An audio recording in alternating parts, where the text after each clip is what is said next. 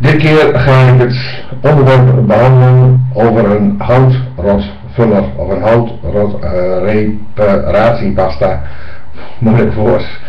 Nee, ik gebruik al heel lang Presto en ja, daar ben ik eigenlijk heel tevreden over hoor. Presto, daar kun je eigenlijk wat alle ondergrond toevoegen. Op hout, op kunststof, noem maar op. En ja, dan moet je gewoon snel werken, want binnen 20 minuten is het hard en de juiste mengverhouding moet je goed kunnen doseren. En waar ik het nu eigenlijk wel over heb, is gewoon Dryflex. Dryflex is in principe veel gemakkelijker. Dryflex nou, dat zit namelijk in twee kokers. Een kleine koker, een smalle koker, daar zit dan een harder in. En in de grote koker zit dan het plamuur in. Nee, en dan doe je in een speciale kitpistool. We praten nu over het Dryflex 4 trouwens. Dat zit in een speciale kitpistool. En dat doseer je zo dat je altijd de verhouding goed hebt. Dat is altijd dat is een voorwaarde voor een 2 componenten plamuur. Want Dryflex is een 2 componenten plamuur. En wanneer je dat gedoseerd hebt en je doet het op een plankje of op een houtje, en dan moet je net zo lang mengen dat het één kleur wordt. Dan is de reparatiepasta of de houtrotvuller is gewoon goed. Nou, Dryflex 4 is ontzettend een goede 2 componenten reparatiepasta of plamuur, hoe je het maar noemen wilt. En ja, vooral voor houtrot is het gewoon uiterst geschikt, want je kunt in één keer volop kun je het gas vullen, afstrijken en glad maken. Het heeft slechts maar een verwerkingstijd van 4 uur, dus na 4 uur kun je eigenlijk al gaan schuren en gronden en er een laklaag op zetten. Nou, Dryflex 4 heet het product. En waarom heet het Dryflex 4? Het is voor alle 4 seizoenen is het gewoon geschikt. Maar nee, dat is winterzoek of de lente en de zomer, natuurlijk bij hogere temperaturen is de verwerkingstijd wat sneller dan bij lagere temperaturen. En bij lagere temperaturen zal die ook wat langer duren voordat die helemaal is uitgehard. Maar in principe kun je alle 4 seizoenen gebruiken. Nou, waar gebruik je Dryflex voor? Dryflex 4 moet ik zeggen.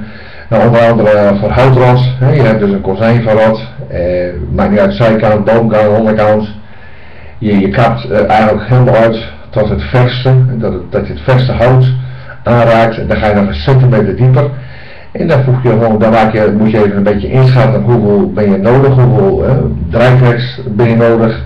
En dat ga je doseren, dat ga je mengen op een houtje en je vult dat. En als je denkt van dat kan ik niet goed vullen, dan vul je gewoon de eerste keer dat je later nog een heel klein laagje kan aanbrengen en dat je dan nog glad kunt maken. Want zo'n grote massa, om dat in één keer strak te krijgen, is best wel moeilijk. Dus gewoon vul het gewoon eerst heel goed op, zeg maar tot een halve centimeter ongeveer.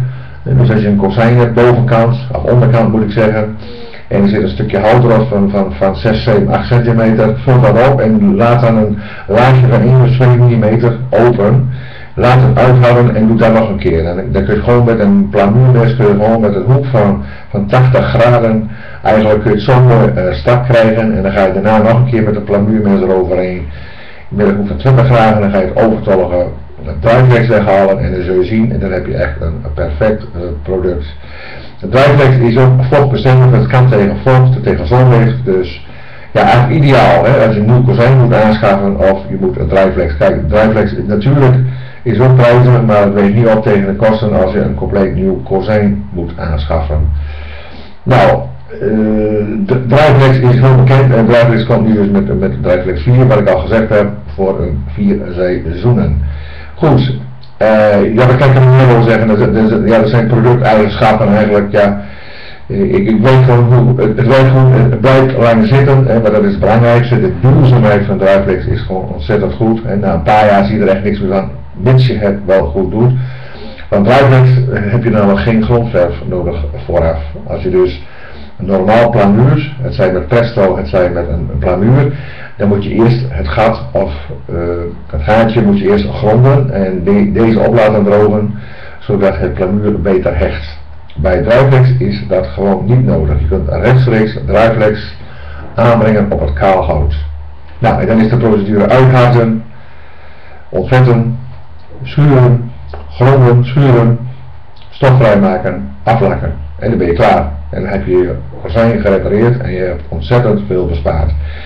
Wil je graag weten hoe je aan Driveflex komt? Typ maar in op Google. Ik pak altijd Google erbij. Ontzettend gemakkelijk. Typ in Driveflex 4 en je kunt zien waar je het kunt kopen. Ik wens jullie veel succes met de reparatiepasta of houtrotvoller Driveflex 4. Mochten jullie nog vragen hebben over de Driveflex of hoe moet je plamuren en welke plamuur moet je gebruiken, want er zijn meerdere soorten Driveflex. Laat me het dan weten. Reageer onder deze video en je krijgt van mij altijd antwoord. Nogmaals, succes en tot de volgende video.